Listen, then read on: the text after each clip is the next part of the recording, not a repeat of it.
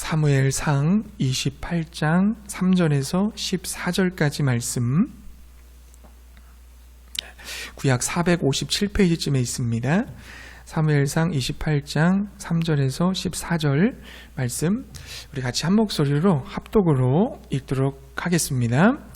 사무엘이 죽었으므로 온 이스라엘이 그를 두고 슬피 울며 그의 고향 라마에 장사하였고, 사울은 신접한 자와 박수를 그 땅에서 쫓아내었더라. 블레셋 사람들이 모여 수넴에 이르러 진침해 사울이 온 이스라엘을 모아 길보아에 진쳤더니, 사울이 블레셋 사람들의 군대를 보고 두려워서 그의 마음이 크게 떨린지라. 사울이 여호와께 묻자오되 여호와께서 꿈으로도 우림으로도 선지자로도 그에게 대답하지 아니하심으로, 사울이 그의 신하들에게 이르되 나를 위하여 신접한 여인을 찾으라. 내가 그리로 가서 그에게 물으리라 하니, 그의 신하들이 그에게 이르되 보소서, 엔돌에 신접한 여인이 있나이다. 사울이 다른 옷을 입어 변장하고 두 사람과 함께 갈새, 그들이 밤에 그 여인에게 이르러서는 사울이 이르되 청하노니 나를 위하여 신접한 술법으로 내가 내게 말하는 사람을 불러 올리라 하니, 여인이 그에게 이르되 네가 사울이 행한 일 곧 그가 신접한 자와 박수를 이 땅에서 멸절시켰음을 아나니 네가 어찌하여 내 생명에 올무를 놓아 나를 죽게 하려느냐 하는지라. 사울이 여호와의 이름으로 그에게 맹세하여 이르되 여호와께서 살아계심을 두고 맹세하노니 네가 이 일로는 벌을 당하지 아니하리라 하니, 여인이 이르되 내가 누구를 내게로 불러 올리랴 하니, 사울이 이르되 사무엘을 불러 올리라 하는지라. 여인이 사무엘을 보고 큰 소리로 외치며 사울에게 말하여 이르되 당신이 어찌하여 나를 속이셨나이까? 당신이 사울이시니이다. 왕이 그에게 이르되 두려워하지 말라. 네가 무엇을 보았느냐 하니, 여인이 사울에게 이르되 내가 영이 땅에서 올라오는 것을 보았나이다 하는지라. 사울이 그에게 이르되 그의 모양이 어떠하냐 하니, 그가 이르되 한 노인이 올라오는데 그가 겉옷을 입었나이다 하더라. 사울이 그가 사무엘인 줄 알고 그의 얼굴을 땅에 대고 절하니라. 아멘. 할렐루야. 네, 여러분 금요기도에 잘 참여해 주셔서 너무 감사드리고요. 날씨가 춥고 그리고 또 감기에 걸릴 수 있는 그런 날인데, 하나님께서 여러분의 마음을 따뜻하게 하시고 건강도 지켜 주실 수 있기를 바랍니다. 네, 참여해 주셔서 감사드립니다. 오늘 말씀의 제목은 무당을 찾아간 사울, 무당을 찾아간 사울이라는 제목입니다. 블레셋이 이스라엘을 쳐들어왔습니다. 그동안 이스라엘은 너무나도 많은 허점을 가진 채 지내왔습니다. 이스라엘의 왕 사울은 다윗을 죽이는 일에 미쳐가지고 나라를 제대로 다스리지 못했기 때문입니다. 다윗만 쫓아다니니까 나라가 제대로 돌아갈 리가 없었습니다. 결국 그 틈을 타서 블레셋은 대대적으로 이스라엘을 공격한 것입니다. 자, 블레셋 사람들이 수넴에 진을 치자 사울은 길보아에 진을 쳤습니다. 그러자 사울은 큰 두려움에 사로잡혔습니다. 왜냐하면 블레셋이 수넴까지 왔다는 것은 이스라엘 지역의 그 북쪽 지역을 거의 대부분 차지했다는 것을 말해주기 때문입니다. 블레셋이 수넴까지 이르도록 이스라엘은 별다른 방비를 하지 않았습니다. 그만큼 이스라엘의 국력과 군사력이 극도로 쇠약해져 있었던 것입니다. 표면적으로 보게 되면 블레셋의 강성과 이스라엘의 쇠약이 그 사울이 가진 두려움의 직접적인 원인이라고 볼 수 있겠지만, 이면적으로 보면 사울이 두려워하는 진짜 원인은 그가 하나님을 떠났기 때문이었습니다. 하나님을 떠난 인간은 두려움에 사로잡히게 됩니다. 하나님께 범죄하였던 여러분 아담을 보시면 되겠죠? 하나님이 먹지 말라고 했던 그 선악과를 먹었던 그 아담을 하나님께서 찾아오셨어요. 아담아, 네가 어디 있느냐? 그렇게 물었을 때 그때 아담이 대답합니다. 내가 동산에 하나님의 소리를 듣고 내가 벗었으므로 두려워하여 숨었나이다. 죄를 범하자 아담 안에는 두려움이 찾아왔습니다. 죄 짓기 전만 해도 하나님의 임재는 기쁨이었죠. 죄를 지은 후에 하나님의 임재는 무서움으로 바뀌게 됩니다. 사랑스러운 하나님의 음성이 이제는 공포가 되었습니다. 하나님 앞에 달려나가기보다는 하나님의 뒤에 피해서 숨는 자가 되었습니다. 죄로 인하여서 하나님의 형상이 깨어진 대부분의 인간들은, 거의 모든 인간들은 마음속 깊은 곳에 어찌할 수 없는 두려움을 가지고 있습니다. 두려움은 타락한 인간이 가지고 있는 보편적인 실존이라고 할 수 있습니다. 그러나 우리가 예수님을 만나게 되면, 그래서 깨어진 그 하나님의 형상이 회복되게 되면 우리는 두려움에서 자유를 경험하게 됩니다. 하나님이 우리에게 말씀하시는 거죠. 두려워하지 말라. 내가 너를 용서했다. 내가 너를 사랑한다. 너는 내 것이다. 내가 너와 함께 하겠다. 두려워하지 말아라. 라고 말씀하십니다. 오늘 우리에게 찾아오셔서 두려워하지 말라고 위로하시고 격려하시는 주님의 음성을 들을 수 있게 되기를 바랍니다. 그러나 하나님과의 관계에 문제가 생긴 이 사울은 여전히 두려움에 사로잡히고 있었습니다. 사울은 이 두려움을 해결하고자 하나님께 은혜를 구하기 시작하죠. 어떤 은혜를 구합니까? 이 전쟁을 치러야 되는데 어떻게 치러야 될지를 하나님께 묻고 있는 것입니다. 도움을 구하는 거죠. 그러나 하나님께서 응답하지 않으십니다. 여러분 6절 말씀에 가보게 되면요, 하나님께서 꿈으로도 우림으로도 선지자로도 그에게 대답하지 않으셨다고 했습니다. 우림은 하나님의 뜻을 묻기 위해서 제사장의 그 가슴에 단 판결 흉패인데요, 그 안에 있는 보석이나 주사위 같은 것을 말합니다. 사울의 꿈, 제사장의 우림, 선지자 그 어떤 것으로도 하나님의 응답을 받지를 못했습니다. 하나님께 묻고 물어도 하나님의 대답을 들을 수 없었던 사울, 얼마나 마음이 답답했겠습니까? 그러나 여러분, 하나님의 침묵도 응답이라는 것을 여러분 아십니까? 하나님께서 내가 원하는 대로 이루어 주셔서 나에게 응답하실 수도 있고요, 또 내가 원하는 것하고는 정반대되는 것으로 나에게 응답하실 수도 있습니다. 또 내가 기도한 그것에 대해서 하나님이 침묵으로 일관하실 수도 있습니다. 중요한 것은 이거죠. 하나님께로부터 내가 어떤 응답을 받게 되어졌을 때 받은 것으로 끝내는 것이 아니라 왜 하나님께서 그렇게 응답하셨는지를 물어봐야 되는 것입니다. 하나님께서 나에게 왜 이렇게 응답하셨는지, 내가 원하는 것을 주셨다고 한다면 하나님께서 왜 나에게 원하는 것을 주셨을까? 안 주셨다고 한다면 왜 하나님이 허락하지 않으셨을까? 침묵했다고 한다면 하나님은 왜 내 기도에 침묵하셨을까? 그 왜를 물어야 하는 것입니다. 그래야만 우리가 온전히 하나님의 뜻대로 살아갈 수가 있는 줄로 믿습니다.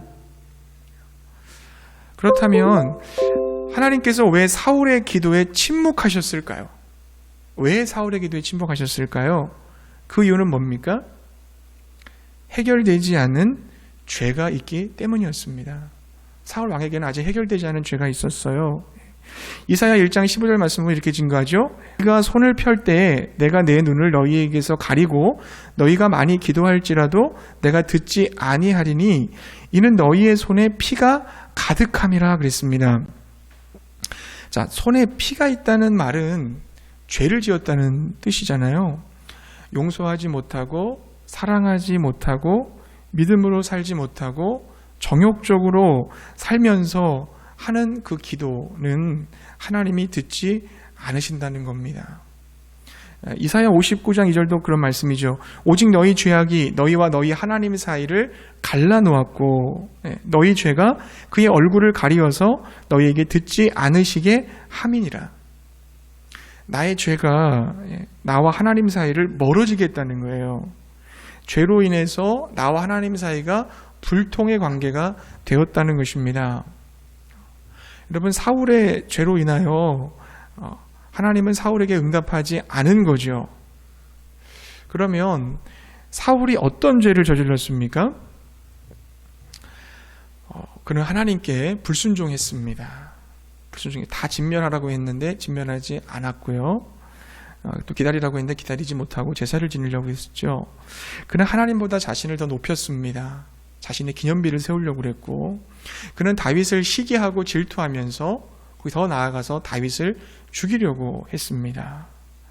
다윗을 도와주었다는 이유만으로 하나님의 제사장 85명을 죽였습니다. 자, 사울의 죄로 인해서 이렇게 하나님이 침묵하셨다면 하나님이 응답하시기 위해서는 어떻게 해야 될까요? 죄를 회개해야 되겠죠. 사울이 죄를 회개해야 했다는 것입니다. 죄를 깨닫고 죄에서 돌이키면 하나님께서 긍휼히 여겨주시고 용서해 주신다는 것을 믿으시기 바랍니다. 잠언서 28장 13절 이렇게 증거하죠. 자기의 죄를 숨기는 자는 형통하지 못하나 죄를 자복하고 버리는 자는 불쌍히 여김을 받으리라. 이렇게 말씀하고 있습니다. 하나님 앞에서 내 죄를 숨길 수가 없는 거죠. 하나님 모든 것을 다 알고 계시거든요. 숨길 수가 없습니다. 모든 것을 다 알고 계시는 하나님 앞에서 내가 죄를 자복하고 버리고 회개하면 하나님은 우리를 불쌍히 여겨주시고 용서해 주신다는 것을 믿으시기 바랍니다. 그러나 사울은 회개하지 않았어요. 하나님, 제가 잘못했습니다. 제가 범한 죄가 너무 큽니다. 돌이키겠습니다. 회개하겠습니다. 용서해 주옵소서. 금식하며 가난하고 낮은 마음으로 주님을 찾았다면 어땠을까요? 그래도 하나님께서 끝까지 이 사울을 외면하셨을까요? 정말 하나님 앞에 간절한 마음으로 기도했다라고 한다면, 회개하고 부르짖었다라고 한다면 하나님께서 사울에게 응답을 주셨을 것입니다. 용서하시고 사울의 기도에 응답하셨을 거예요. 그러나 전혀 사울은 그렇게 하지 않았습니다. 여러분, 삼손을 우리가 묵상하는데요, 삼손을 보십시오. 삼손도 사울과 같이 타락했습니다. 그는 이스라엘의 사서로서 하나님께 부름을 받았지만 사사다운 모습이 거의 보이지 않았습니다. 거룩하게 구별된 나실인이었음에도 불구하고 마땅히 지킬 규례가 있었어요. 근데 삼손은 나실인 규정을 다 어깁니다. 죽은 시체를 만지고 포도주를 입에 가까이 하고 이방 여인과 결혼하고, 그리고 자신의 머리털도 깎이었습니다.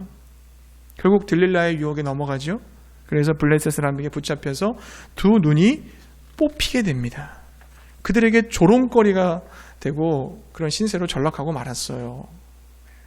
그러나 여러분, 거기 말씀 보면 밀리운 삼손의 머리털이 자라나기 시작했다라는 말씀이 성경에 기록되어 있어요. 이것은 하나님의 은혜가 삼손에게 임하고 있음을 보여주는 암시입니다. 하나님의 은혜 안에 있었던 삼손은 블레셋의 감옥에 갇혀서 자신의 죄를 회개했을 것입니다. 그리고 하나님께 마지막 도움을 요청하잖아요. 이렇게 얘기하지 않습니까? 하나님, 이번만 나를 강하게 하소서. 저를 블레셋 사람들과 함께 제가 죽겠습니다. 저에게 이번만 나를 강하게 하사 나에게 힘을 주소서. 그렇게 얘기하면서 삼손이 있었던 그 블레셋의 그 신전을 밀잖아요. 신전의 기둥을 밀잖아요. 삼손이 하나님께 진심으로 회개하고 부르짖자 하나님은 그 기도에 응답하셨습니다. 하나님께서는 삼손을 통해 다곤 신전을 무너뜨리고 블레셋을 심판하셨습니다. 사울도 삼손과 같이 회개했으면 좋았을 텐데 안타깝게도 사울은 끝까지 회개하지 않았습니다. 여러분, 이렇게 보면 우리가 회개할 수 있는 것도요, 하나님의 은혜라는 걸 알 수 있어요. 주님의 은혜가 있을 때만이 우리가 회개를 할 수 있습니다. 가능한 거죠. 하나님이 회개의 기회를 주실 때 회개해야 됩니다. 하나님의 은혜가 내게서 떠나가고 그 회개의 기회를 잃어버리게 되면 그때는 정말 망하고 마는 거죠. 마치 여러분 우리 몸에 암세포가 있을 때 그 암세포가 작게 되면 어떻습니까? 작은 것은 수술해서 금방 걷어낼 수가 있어요.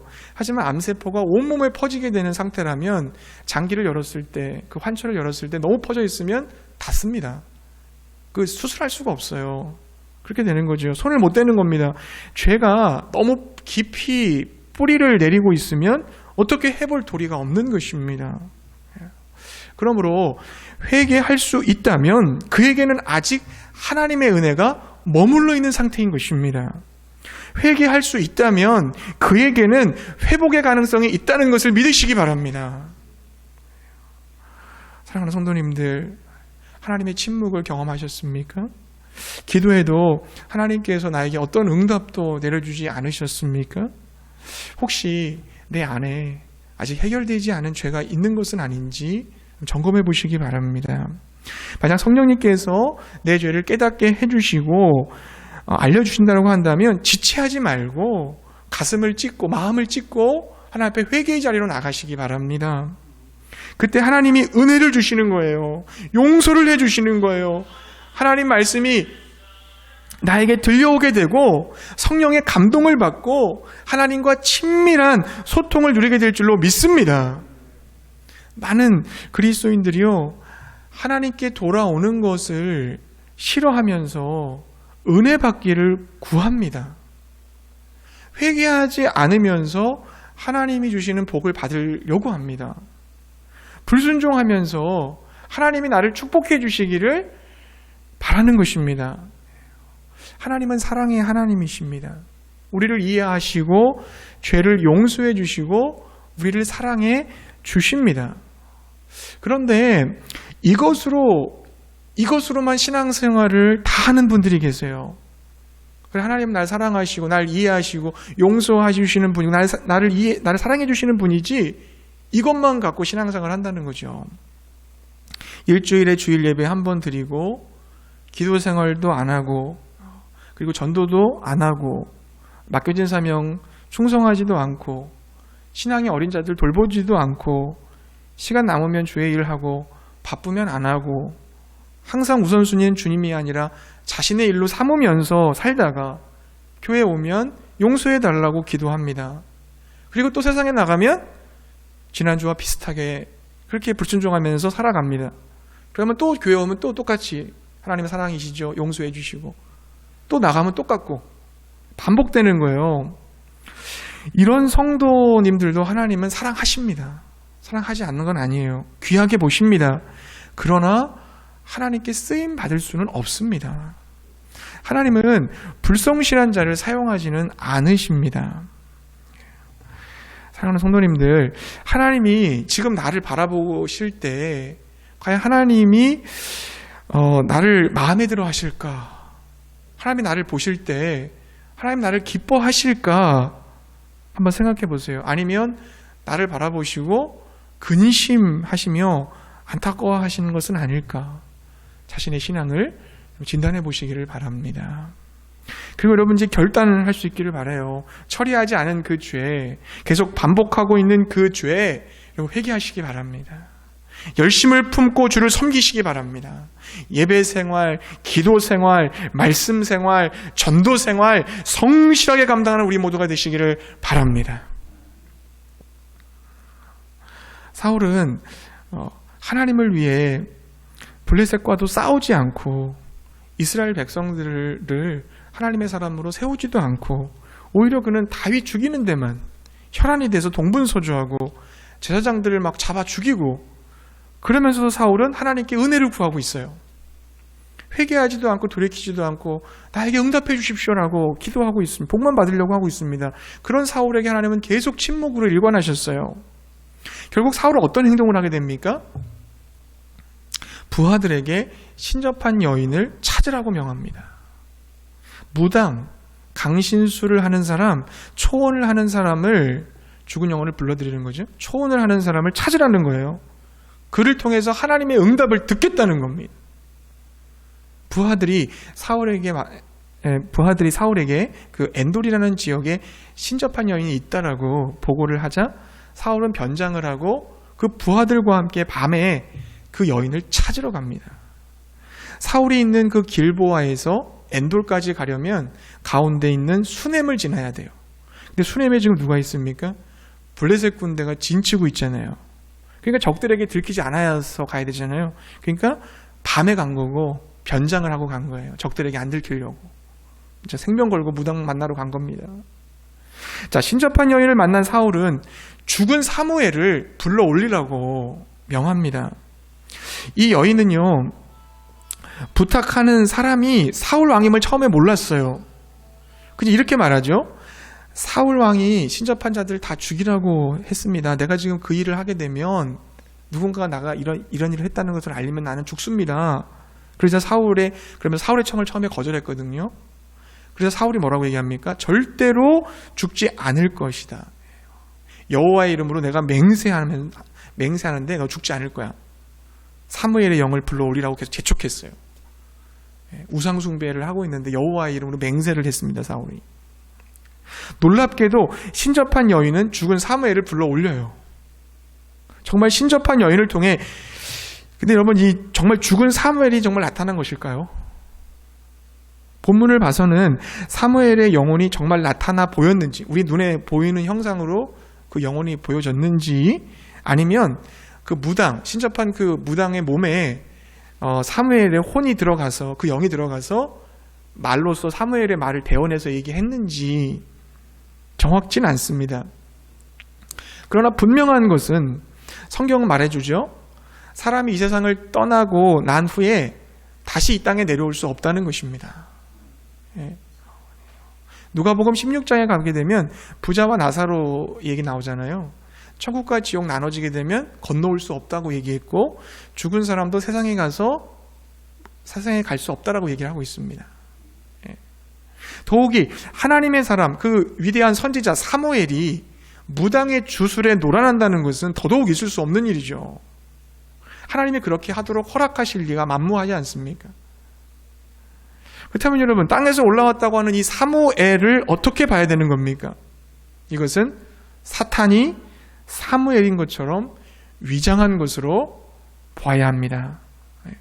고린도후서 11장 14절부터 15절 보면 이렇게 말하죠. 이것은 이상한 일이 아니니라. 사탄도 자기를 광명의 천사로 가장하나니 그러므로 사탄의 일꾼들도 자기를 의의 일꾼으로 가장하는 것이 또한 대단한 일이 아니니라. 그들의 마지막은 그 행위대로 되리라 그랬습니다. 사탄도 자기를 광명의 천사로 가장할 수 있다고 했어요. 사탄은 속이는 영이에요. 거짓의 영입니다. 어떤 형상, 사람, 모양으로도 가장할 수 있다고 본다면 오늘 본문에서 사탄이 사무엘의 모습으로 나타났다고 보아도 옳을 것입니다. 여러분, 어쩌다가 사울이 이 지경까지 오게 된 겁니까?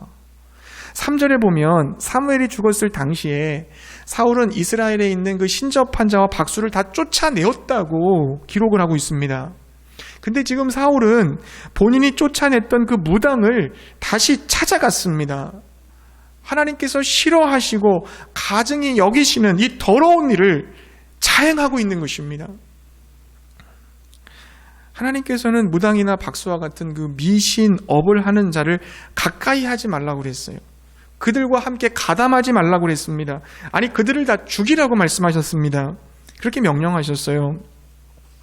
출애굽기 22장 18절 말씀 보면 너는 무당을 살려두지 말라 그랬습니다.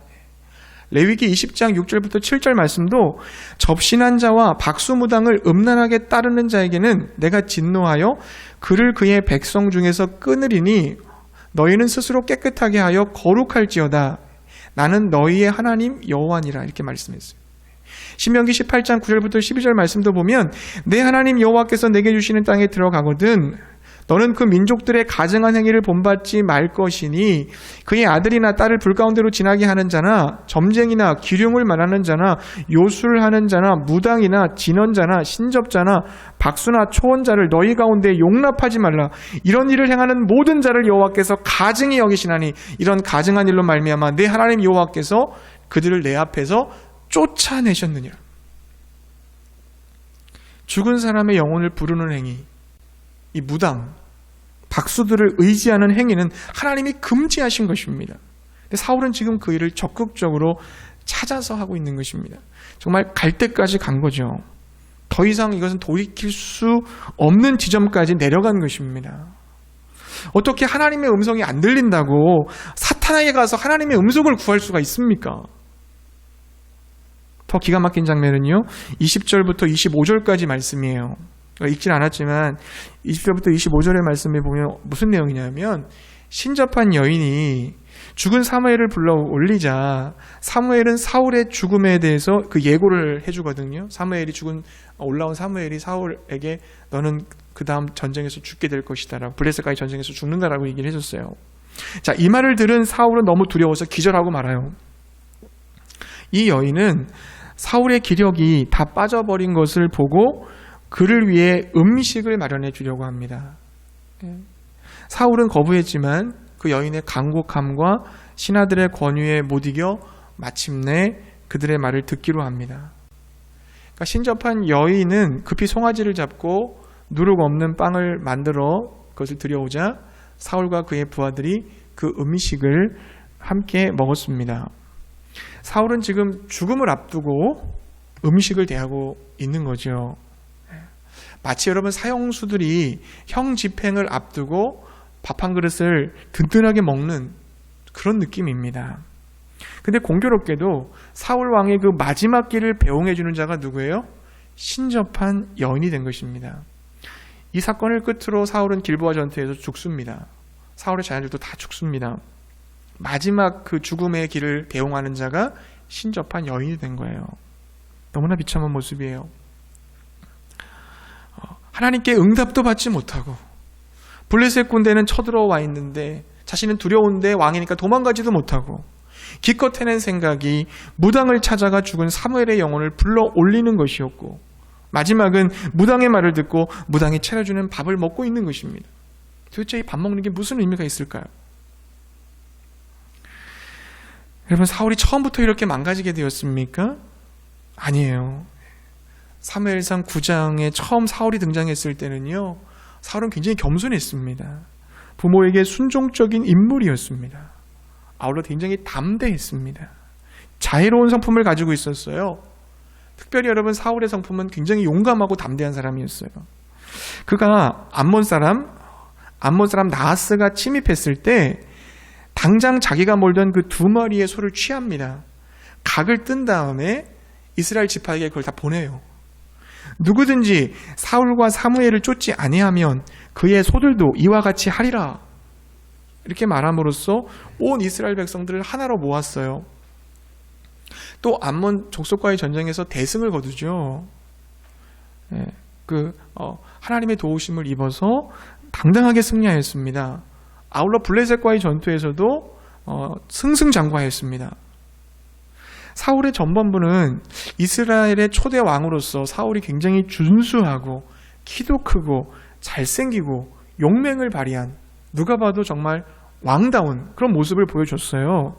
그러나 사울의 후반부를 가게 되면 하나님을 버리고 하나님의 사람들을 죽이고 살인 청부를 하고 귀신에게 의존하는 자가 되고 말았습니다. 구약에 사울과는 반대되는 인물이 신약의 사울입니다. 신약의 사울. 구약 성경에 이 사울은요, 처음은 좋았지만 나중에 안 좋은 사람이라면, 신약 성경의 사울은 처음은 안 좋았지만 나중에 좋은 사람이었어요. 신약 성경의 사울 보게 되면 그렇잖아요. 그는 사울이라는 이름을 가지고 살았을 때 어땠습니까? 예수 믿는 사람들 막 잡아 죽였어요. 고문하고 막 그랬습니다. 그리스도인들을 잔인하고 무자비하게 핍박했던 사람이었습니다. 그러나 그가 다메섹 도상에서 예수님을 만난 후에 사울은 사울이 아니라 이제는 바울로 바뀌었습니다. 바울로 변했어요. 그래서 자신을 위해 달려가는 삶을 멈추고 하나님을 위해 달려가는 삶으로 그의 삶이 바뀌게 됐습니다. 예수님의 복음을 증거하기 위해서라면 어떤 고난도 받겠다라고 얘기했고요. 한 사람 한 사람을 그 예수 그리스도의 제자로 세우기 위해서 해산의 수고를 마다하지 않는 그런 사람이 되었습니다. 그는 여러분, 참수형을 당하기 직전에 로마의 감옥에서 유언장을 남겼습니다. 디모데후서 4장 6절부터 8절에 그것이 기록되어 있죠. 전제와 같이 내가 벌써 부어지고 나의 떠날 시각이 가까웠도다. 나는 선한 싸움을 싸우고 나의 달려갈 길을 마치고 믿음을 지켰으니 이제 후로는 나를 위하여 의의 면류관이 예비되었으므로 주 곧 의로우신 재판장이 그날에 내게 주실 것이며 내게만 아니라 주의 나타나심을 사모하는 모든 자에게도니라. 자, 바울은 믿음의 선한 싸움을 싸웠다고 그랬어요. 그 믿음의 선한 싸움이라는 게 뭡니까? 어떻게든지 하나님의 사람으로 살아가려는 몸부림 아니었겠어요? 자기 자신과의 싸움이죠. 하나님의 말씀을 순종하고 하나님의 뜻대로 살기 위해서 부단히 자기 자신을 쳐서 복종시킨 인물 아니었습니까? 그리고 주님이 달려가라고 주신 그 길을 끝까지 다 달려갔습니다. 믿음을 지켰습니다. 그의 삶의 우선순위 속에서 우선순위를 주님께 두며 믿음을 지킨 것이죠. 그가 일평생 선한 싸움을 싸우고 달려갈 길을 완주하며 어떤 경우에도 믿음을 지키는 삶으로 일관할 수 있었던 것은 내가 언젠가는 의로우신 재판장이신 주님 앞에 서야 될 사람이라는 것을 알고 있었기 때문이었어요. 그날 내가 그 주님을 만나는 그날 재판장이신 하나님으로부터 받을 영원한 의의 면류관을 바울은 사모하고 있었습니다. 사울은 시작보다 끝이 빛났던 사람이에요. 우리 모두는 이 사도 바울처럼 시작보다 끝이 더 좋아야 될 사람들입니다. 우리는 예수 믿기 전보다 예수 믿은 후가 더 빛나고 아름다워야 될 사람들입니다. 우리는 어린아이 신앙에서 아비의 신앙으로 자라가야 될 사람이라는 것을 믿으시기 바랍니다. 그럼 여러분, 우리가 어떻게 하면 그렇게 될 수 있을까요? 어떻게 하면 이 사도 바울처럼 될 수 있을까요? 한 3가지 정도를 좀 기억했으면 좋겠어요. 첫 번째는 지난 삶에 대해서 후회하지 않아야 됩니다. 지나온 삶에 대해서 후회하지 않을 수 있어야 합니다. 여러분, 우리는 허물과 과오가 많은 연약한 사람들이잖아요. 그러나 여러분, 잘못을 깨닫고 난 후에 우리는 달라져야 됩니다. 새로워져야 되는 것이죠.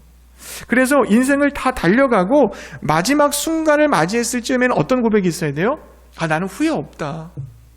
내가 비록 실수도 많이 했고 넘어지기도 많이 했지만 난 늘 그것을 극복하고 새롭게 달려왔다. 난 후회 없다. 나는 나를 위해 살지 않고 하나님의 나라와 의를 위해 살았노라고 후회 없이 말할 수 있어야 될 줄 믿습니다. 후회 없이 살아야 돼요. 두 번째는 하나님께 받은 소명에 충성해야 됩니다. 하나님이 나에게 주신 소명에 충성해야 돼요. 우리 각자는 하나님으로부터 받은 생명이 있잖아요. 그리고 소명과 사명을 받았습니다. 우리는 이것에 대해서 순명해야 되는 거죠. 순종을 하는 얘기죠. 충성을 하는 얘기입니다. 내 삶을 여러분 다른 사람과 비교하지 마십시오. 다른 사람들의 삶의 언저리를 기웃거릴 필요도 없습니다. 내게 주어진 사명이 무엇이든지 간에 내 그 삶의 현장에 하나님의 그 절대적인 의미가 있음을 깨닫고 하나님이 나에게 이걸 허락하셨다. 선한 목자께서 나에게 주신 것이다. 그 삶의 자리에서 최선을 다하며 충성을 다하면 되는 것입니다. 그럼 다 되는 거죠. 지난 삶에 대해서 후회하지 않을 수 있으면 좋고 하나님께 받은 소명에 충성해야 될 것이고 그리고 마지막 3번째는 뭡니까? 하나님의 심판대 앞에 내가 서야 될 사람임을 기억해야 돼요. 심판대 앞에 우리 서야 될 사람임을 기억해야 됩니다. 하나님은 셈하시는 분이시잖아요. 상 주시는 분입니다. 우리가 세상에서 환난을 당하고 어려움을 경험하지만 그래도 끝까지 우리가 믿음을 지킬 수 있는 이유는 뭡니까? 그것은 하나님께서 우리를 기다리고 계시다는 거잖아요. 이 세상이 전부가 아니라 영원한 세상이 우리에게 주어지기 때문 아닙니까? 그거 바라보면서 우리가 인내하고 견디며 살아가는 거 아니에요? 이 세상이 전부가 아니에요. 그때 하나님은 우리가 행한 대로 갚아주시겠다고 말씀하셨습니다. 그것을 기억한다면 내가 주님 앞에 서고 주님이 내 삶에 대해서 셈하실 것이고 상을 주는 것을 우리가 알고 있다면 믿고 있다면 내게 주신 생명이라는 이 달란트, 시간이라고 하는 달란트, 능력이라는 달란트, 물질이라는 달란트, 나의 가족이라는 달란트, 사회적 지위라는 달란트를 주님의 뜻을 위해서, 하나님의 기쁨을 위해서 사용해야 될 줄로 믿습니다. 사랑하는 성도님들, 이 사울 왕처럼 초라하게 생을 마감하지만 마십시다. 우리는 시간이 가면 갈수록요, 더 힘있고, 더 견실하고, 빛이 나야 될 사람들이에요. 항상 여러분, 지금의 상태가 내 영성의 최고점을 찍을 수 있게 되기를 바랍니다.